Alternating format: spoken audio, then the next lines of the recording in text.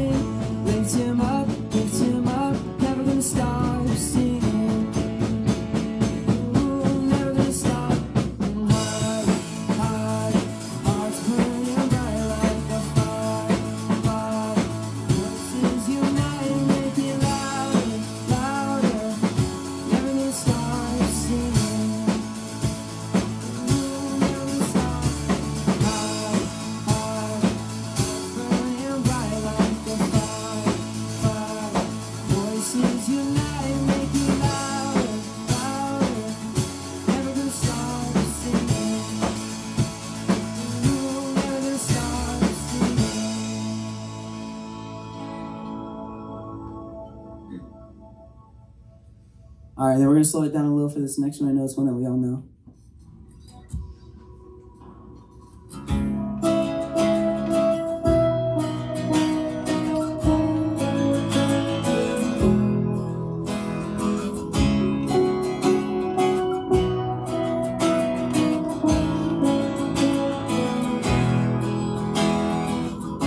Before I spoke a word, you were singing over me.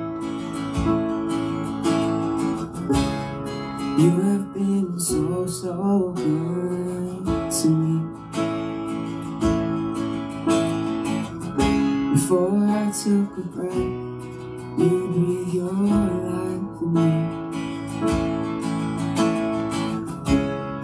You have been so, so kind to me.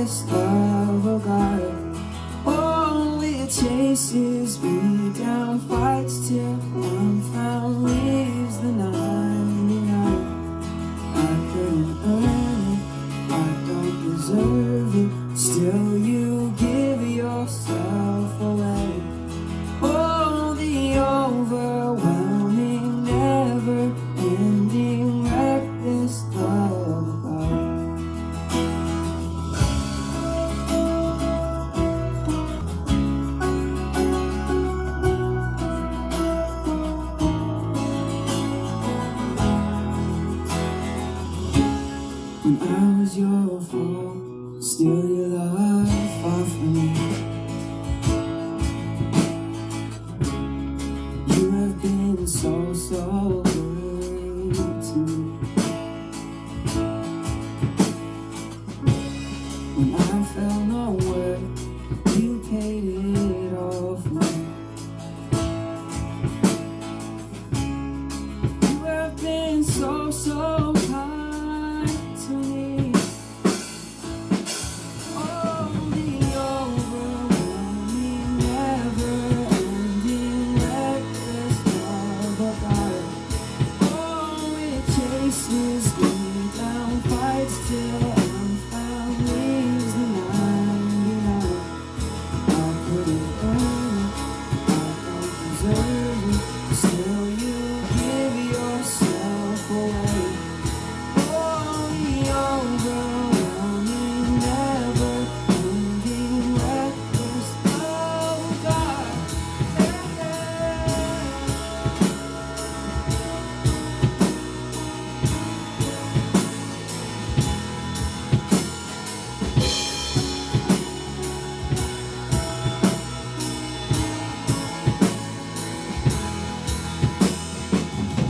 There's no shadow you won't light up, mountain you won't climb up, coming after me. There's no wall you won't kick down, lie you won't tear down, coming after me. There's no shadow you won't light up, mountain you won't climb up, coming after me. There's no wall you won't kick down, lie you won't tear down, coming after me. Oh, the overwhelming, never-ending, reckless love of God. Oh, it chases me down, fights till I'm found, leaves the 99. I couldn't earn it, I don't deserve it, still you give yourself away. Oh, the overwhelming, never-ending, reckless love of God.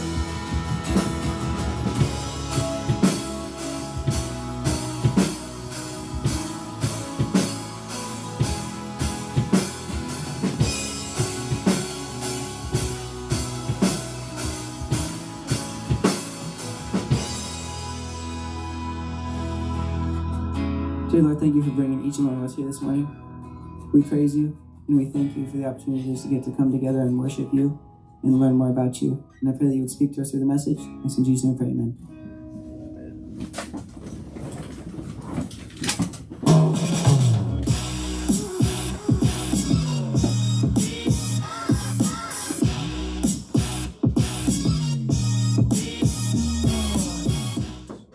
We are playing a game called Ancient Artifacts, and I was looking through a lot of the answers and I didn't even know what they were, so hopefully you guys can figure it out because I didn't recognize a lot of them as well. So basically just first person to blurt out the correct answer gets hit in the face with a rice Krispie treat. Alright, Scott Chocolate. what did you say? Scott Chocolate, the entertainer. What's the item? What's the item? Not a person. That's a cassette player. Some kind of The screen. The thing in the projector. You're not wrong. I recognize the music at least. Boom box. No. Ghetto blaster. No, alright. At least I It's an answering machine. Right? Oh, this might be a long game, Brandon. Alright, next one. Alright. Next slide, Pete. Alright, what is that? Record. Alright.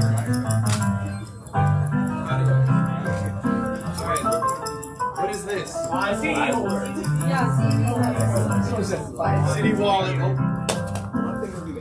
You get that for just let you like that. Really hot. Alright. CD holder, CD wallet. Correct. What is this? The record player. No. Record Oh, case. it's not close. That's No. The Betamax? Betamax. No, give it. Alright. I didn't know what that one was actually. Alright. That's a radio. Radio. No, that's an I'm amplifier. not gonna lie, That's an I don't amplifier. remember what that is. That's an amplifier. Amplifier. Is that an amplifier? Did somebody get it? Please get it. Nobody got that. Oh my god. What is that? Nobody's gonna get this one. No, nobody's gonna get it. No, it's a What is that? That's a. I thought that was a. Yeah. Dude, I totally thought that was a symbol. Oh, that's the thing we use for sewing. yeah. What is it? Yep. Yeah. Needle threader. That's impressive, actually. Well done. That's a projector. That's an old projector. Yeah. All right. Make sure you brush your teeth. What? Pastels. Drink cases. Oh, Mr. Miyagi. Poster. Oh, magnets. No, they're kind of, I guess, close to a coaster. They were small and made of cardboard, and Yeah. you played a game with them. Anyone? Pieces. Hogs? Shit. Hogs. You guys don't know what hogs are, do you? Hogs. Everybody has like the blankest set on their face right What? now. Yeah. Pencil sharpener. Pencil sharpener. Yeah. I know, right? I know that because my school had those. Yep. Before mechanical pencils. A door. A door. Oh, there's a catch. Oh, I didn't know. I got this. Window frame. Do people just throw things at you usually? Yeah, my mind. All right. Is that it? Yep, that's it. All right. Announcements. Was that the only one who got two? Proud of you. I didn't get one. Dude, got it. Hi guys. So we have announcements. Verge teams. So if you haven't already signed up for a Verge team, the QR codes are for them, correct? Yes. Get involved Yeah. with The Verge. It's very important. It's very fun. Remember, it's very fun. So you should do it. Doing great, Peyton. Do you want to do this one? Sure. Revelation Bible Study is started, right? Yeah. It's already. But it's Thursday mornings from 10:30 to 11:30 here. And Mark Hughes' mom, right? Or is it I thought Mark? it's just Mark Hughes and you, right? And Mark Hughes' mom. Yeah. Oh, okay. Okay. So yeah, good time. So we have bowling tomorrow. Woo! It's $20. We have signups in the back. The deadline is today. So make sure to get your forms turned in if you haven't already. It's gonna be super fun. So, and then we have the kids summer camp at this church from July 12th through the 16th. And you can sign up through the website pacificcoastchurch.org. You get to be with all the little kids. It's super fun. You get to lead them through all of the rotations for summer camp. You get to teach them about Jesus and the Bible, and it's super fun. And I think that's, oh, no, that's not it. This is the last one. So we are not going to be here next Sunday. We are going to be in the auditorium, so feel free to come with your parents and your family so we can worship together. Okay, that's it.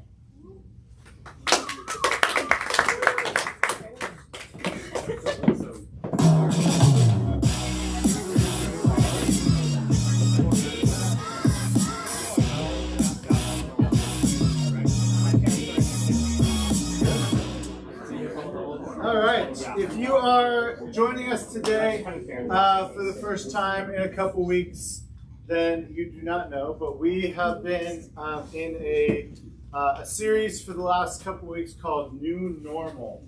And we've been talking about the fact that there's a lot of things that are normal in our culture, but that doesn't necessarily make them healthy or good or right, because normal just means a lot of people do it, or most people do it, or believe it. It does not mean that those are the correct things to do or the right things to do. So as we jump into this last week of this series, just that gives you a little background on kind of what we've been doing and what we've been talking about.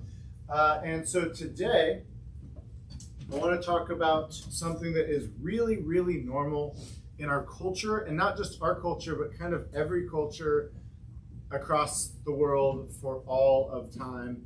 And that is that it is really normal to be a jerk. It's just, that's what's normal, because that's who we are naturally. And if you don't know that, just spend time with a 2-year-old.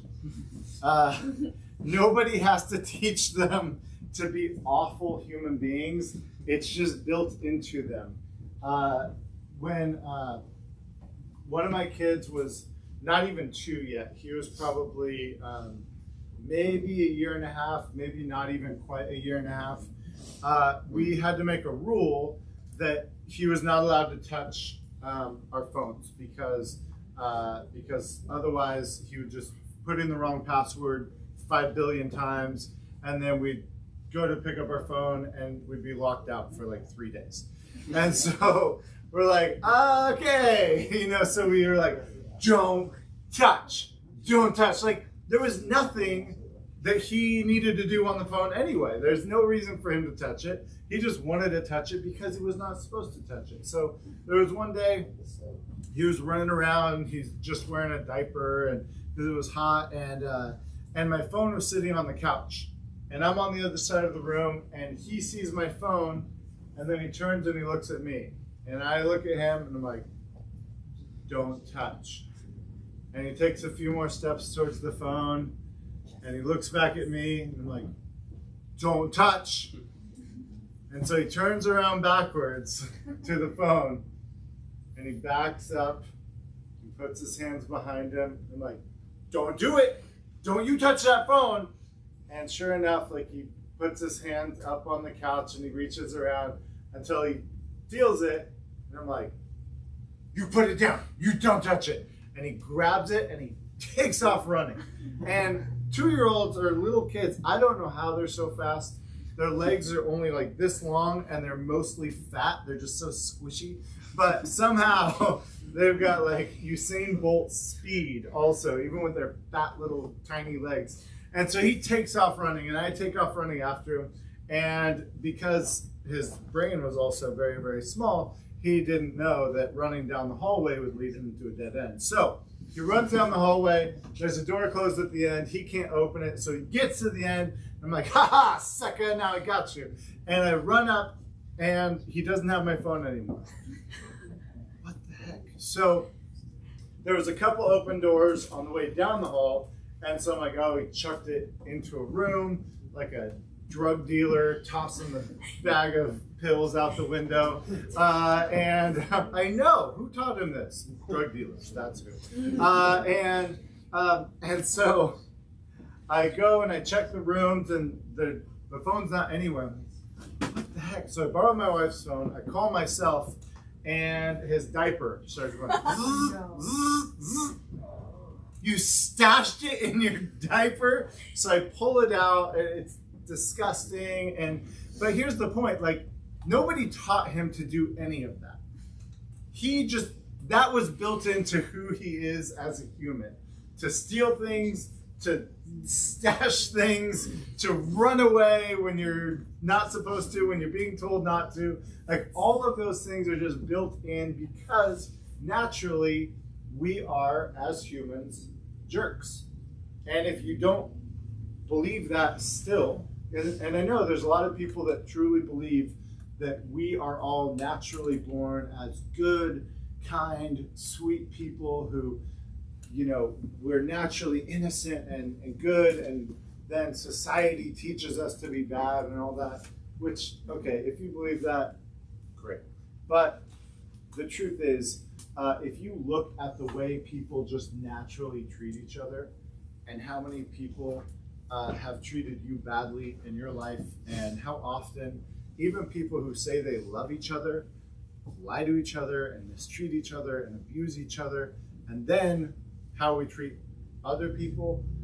I think at some point you have to say, or at least acknowledge the fact that it is very normal, even if you disagree that it's built into who we are, it is very normal in our culture and kind of worldwide to be a jerk to each other. Would you guys agree with that? Yeah, okay.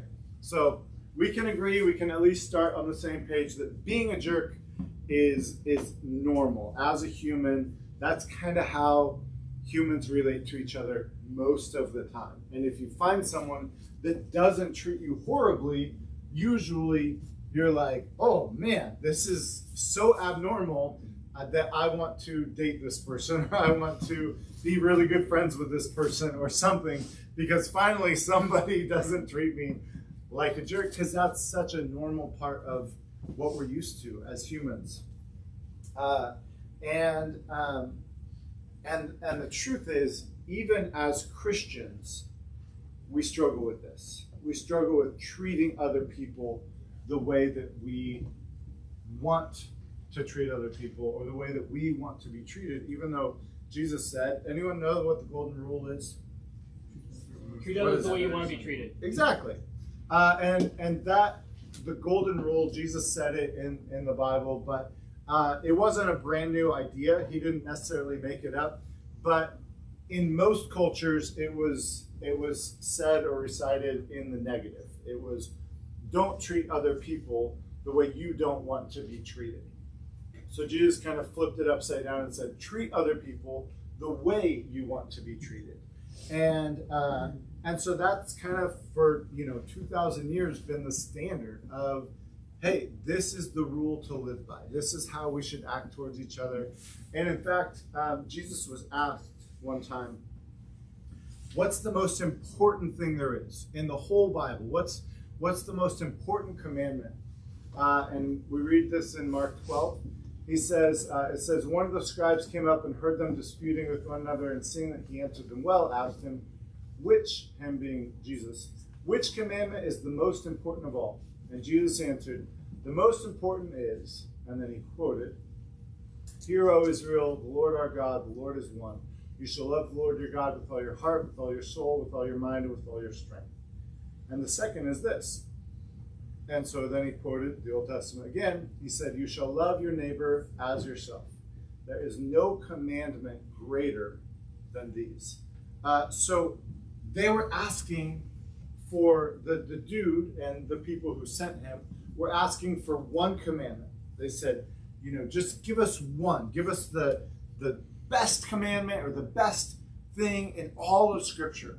And he said, I'm not going to give you one, but I'll give you two. And the reason I'm going to give you two is because they're tied together. And if you don't have them both at the same time, then you can't do either of them actually at all, because you can't love God without loving people. That's what Jesus said. You cannot love God without loving people. If you don't love the people around you, then you're not loving God well, because these two things are intricately tied to one another. And even though it's normal to be a jerk, it's normal to treat people really badly, it's normal to not care about certain groups of people, or even to hate certain groups of people, that's normal. That's been happening in the world since the world began, but that's not the new normal that God is calling us to. And so you can't love God without loving people, but that means we need to be completely remade. We have to start from the beginning and undo all of the conditioning that's been done to us. We have to undo all of the examples that have been shown to us from the culture, because culture says, love the people that are nice to you, love the people that are like you, love the people that treat you well, and then the other people, well, screw them. You don't need them, don't worry about them, don't deal with them. In fact, just, ignore them, turn your back on them, treat them crappy, they treated you crappy, blah, blah, blah. But the new normal, what Jesus is calling us to, is exactly the opposite. He said, you want to love God, and if you're a Christian, that should be a desire that you have. You want to love God, then you have to love people.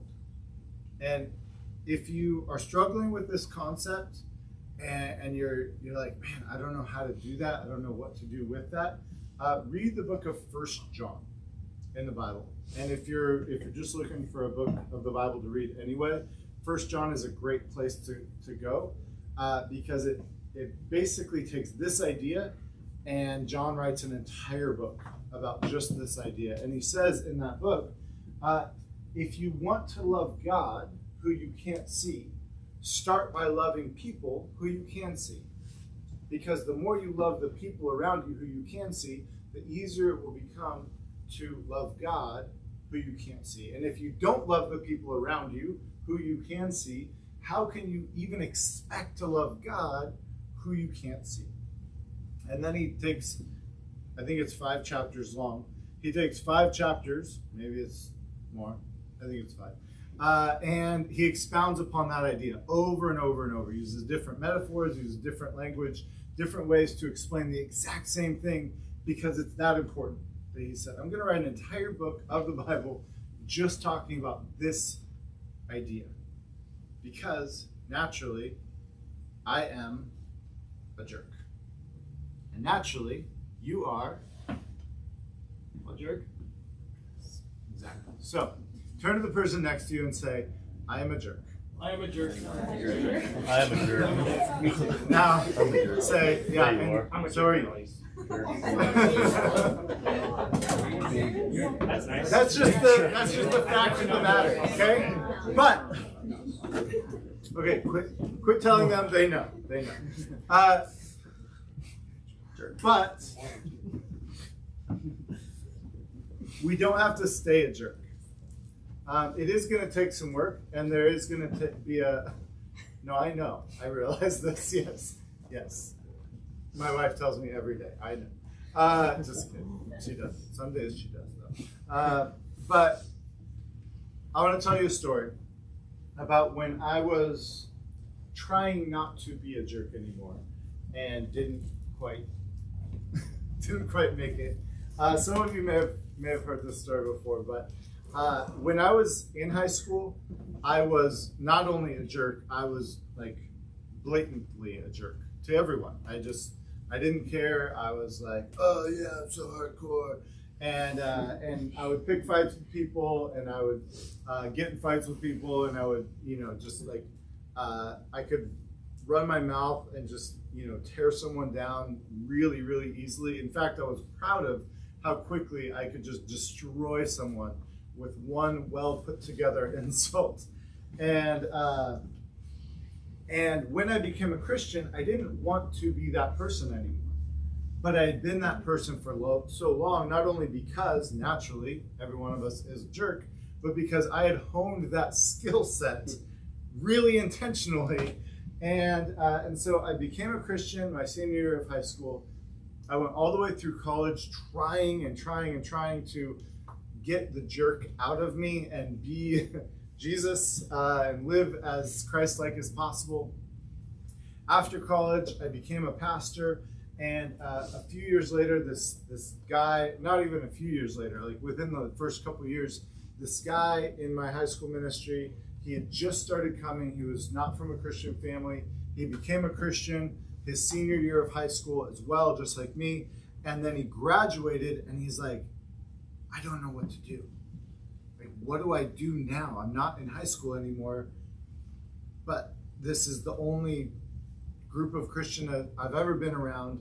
And I said, well, why don't you intern for me? And then you can stick around longer. He's like, perfect. So this kid is barely a Christian. He's interning for me. I'm a recovering jerk. And he and I are going somewhere to get some stuff for an event. And we're driving in the car. He's in the passenger seat. And this guy pulls out in front of me, and like right in front of me. I got to slam on my brakes. And so I let him know with my horn that I did not appreciate his actions and that he should drive better. And And he let me know with one finger out his window that he did not appreciate my horn. And so I let him know with my horn again that I did not appreciate his finger.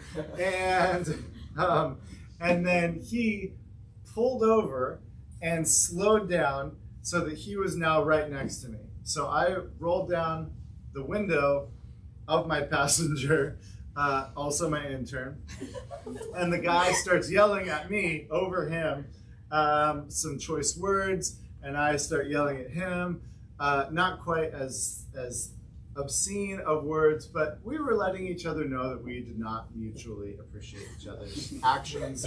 And then he's like, pull into that parking lot, I'll knock you out. I'm like, if you pull into that parking lot, I'm gonna freaking kill you.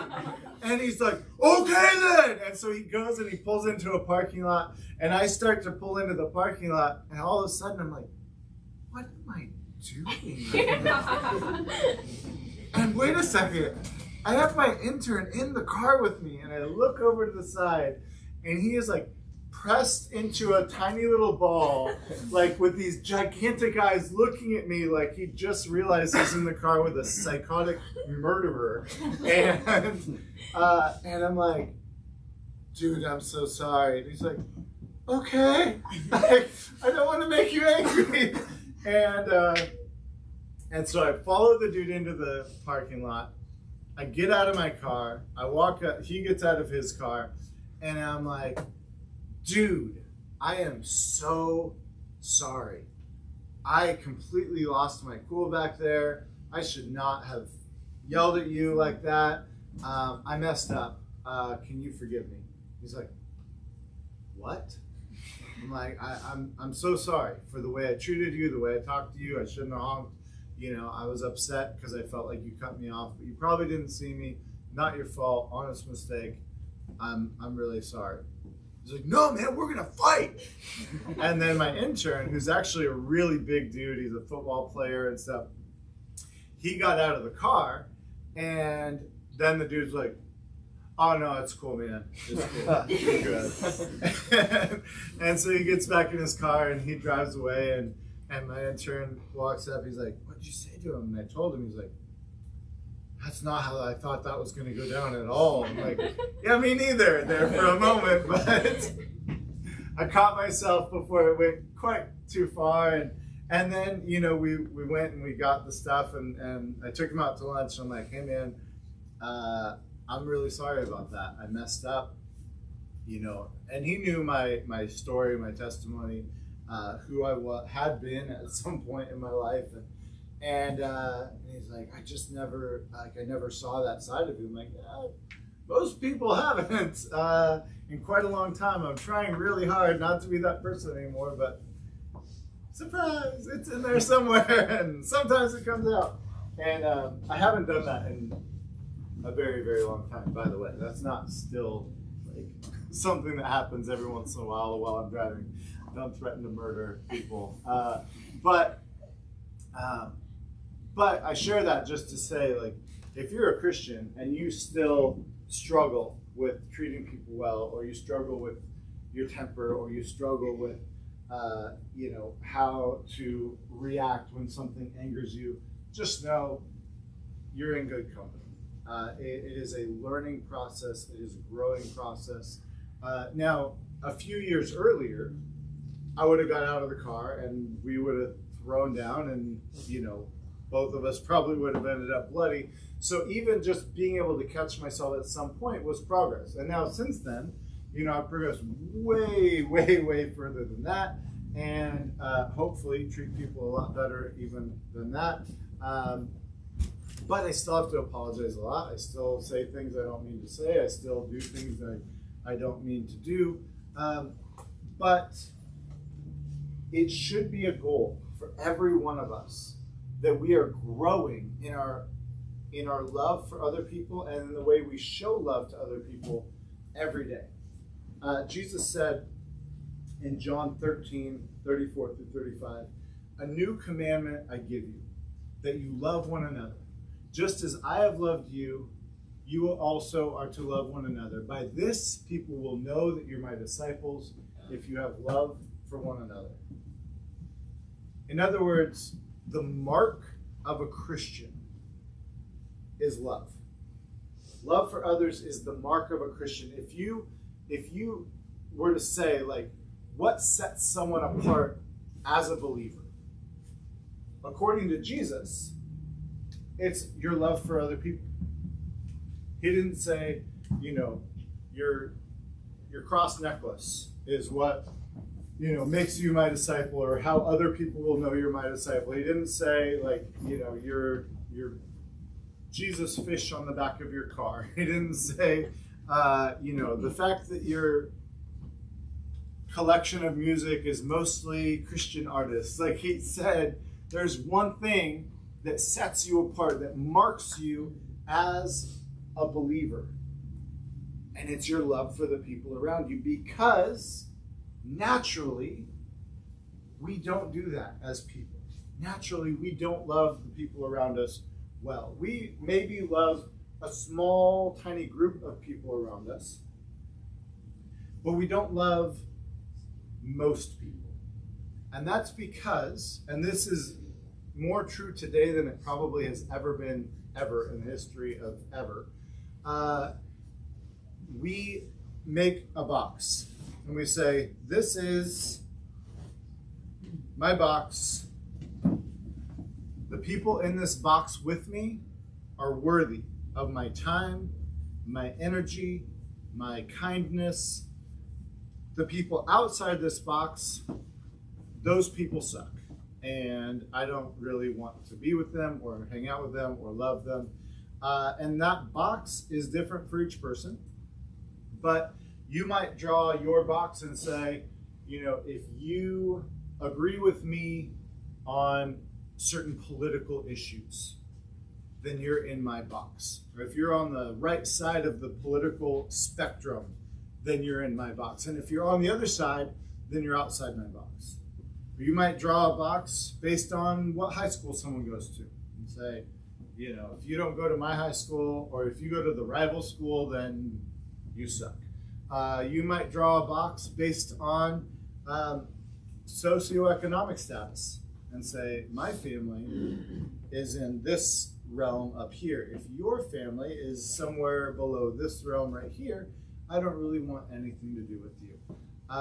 You could draw that box about cultures, subcultures. If you are not, a gamer, if you're not a jock, if you're not this or that or the other thing, you could draw that box about nationalities. Say, if you're American, you matter. And if you're not, then you don't. You're not even quite a full person, and you don't deserve to be treated with equal dignity and respect as a person. Whatever that box is, as soon as you draw it and you say, I'm in this box and you're outside that box, then you say, these people are worthy of my love. Those people are not. But the Bible says, Galatians 3:27 and 28, for as many of you as were baptized into Christ have put on Christ. There's neither Jew nor Greek, slave nor free, male nor female. You are all one in Christ Jesus. And this is just one passage in the Bible that says basically the same thing. There's other passages that list other dividing lines in the culture. But basically every passage that says this is saying the same thing. When you draw lines and you say, if you're on this side of the line, then I love you and you're worthy. And if you're on that side of the line, then you're not. Then you are saying to God, I'm only willing to love some of your children. And as a father, there is nothing you could do to make me appreciate you more than loving my kids. Nothing. I would much rather someone treat my children really, really well than even to treat me really well. But if you were to treat one of my kids really well and one of my kids really poorly, it wouldn't matter how well you treat one of my kids. What would matter is that you're treating one of my kids like they don't matter, like they are worthless. Like, and I'd be like, I don't want you actually around any of my kids or any of my family because you're treating one of my kids in a really horrible, negative way. And when we think about all people as being made in the image of God, as being filled with the characteristics of God and reflecting God in some way or another, even though some people are more difficult to love than others. When we think about loving God by loving his children, and we think about the fact that even people who are very, very different than us are still God's creation and God's children and made in his image, then hopefully it will help us to reframe the way that we relate to people and the way that we love people. And realize that you can't love those you otherize. If you say you are other, you are outside of my box, and because you're outside of my box, you are somehow different enough from me that you are in some other category than the people that I'm supposed to love and care for, then you're not going to love them. There's over and over and over and over again through history examples of when you dehumanize a particular group of people and you see them as somehow less than you because of whatever reason, the color of their skin, the color of their eyes, what language they speak, whatever, that you become totally okay treating them in a subhuman way. But when you see every person not as other, but as same, you see every person, as a human, as being made in the image of God, just like you, then you can't rationalize treating them poorly or treating them in a different way than how you would want to be treated if you were in their situation. My oldest son, or not my oldest anymore, my firstborn son, Xander, who died a few years ago, there was a kid in his class that was an absolute jerk, a bully. And he would go around during recess and just ruin other kids' games. If someone was playing Foursquare, he would just run up and kick the ball as far away as he could. And if people were playing tetherball, then he would just go up and like push someone out of the way and hit the ball and like, I win. And like, that was how he spent all of his recesses. He would mess with people's work and write on people's papers. And he was just like, from my perspective, a horrible, horrible child. And so I told my son, I said, don't be near him. Don't go around him. Don't mess with him. Just leave him alone. If you see him coming, just go the other direction. But he didn't obey me. He kept trying to befriend this kid. And then one day, he came home and he said, Dad, I think he ran out of mean. I'm like, what do you mean he ran out of mean? He's like, I just kept being nice to him, and I kept inviting him to play with me and my friends, and I kept like asking him if he wanted to do what we were doing with us. And eventually, like today, like he just started being nice all of a sudden. It's like, no, he's not nice. He is mean. He's not. He will never run out of mean. But I was wrong, and he was right. Like he had loved him so well that it completely changed who this kid was. And his dad told me a while later that because his son had never been included in anything, he just kind of made it his mission to just mess up everything, mess up all the games and all the everything. But as soon as he was included, as soon as he was loved, as soon as he could tell this wasn't just a prank or something, that my son actually wanted to be friends with him and wanted to love him, that he changed, completely changed. And because he was included, now he wanted things to go well, and he wanted people to be included also. And now, even to this day, instead of being a bully, instead of being a jerk, this kid is like a massive includer of other people, and is known by his teachers and his peers as someone who tries to pull other people in and help them to feel loved and included because he felt loved and included. And so the new normal that my son represented so well, and that the Bible is trying to get us to understand, is to love without boxes. To get rid of those boxes that we put ourselves in and say, if you're in this box, you're worthy of my love. If you're outside this box, then I don't care about you.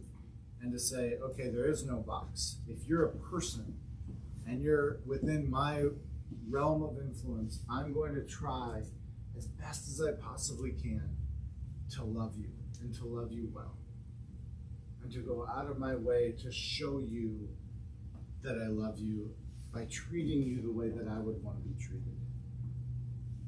So whatever those lines are, whatever those boxes are that you've put up, that you've drawn to say, these are my people and those are not my people, break them down. Say, God has called me to love people. The mark of a believer is to love people. And you're not going to be really, really good at it right away. But if you set that as a goal, to love the people around you, especially the people that are hardest to love, I promise you, God will help you to grow in that goal. Let's pray. God, help us to be people who love the people around us. Help us to be people who break down the boxes that separate us from other people, that treat them with kindness, treat them with respect, treat them with dignity, treat them with love. Ultimately, Lord, help us to treat other people the way we would want to be treated, so that we can love them, so that we can love you, so that we can feel your love flowing through us. In Jesus' name, amen. Thanks so much for coming, guys. Remember, if you want to go bowling with us, grab a consent form, fill it out, turn it in, because today is the deadline.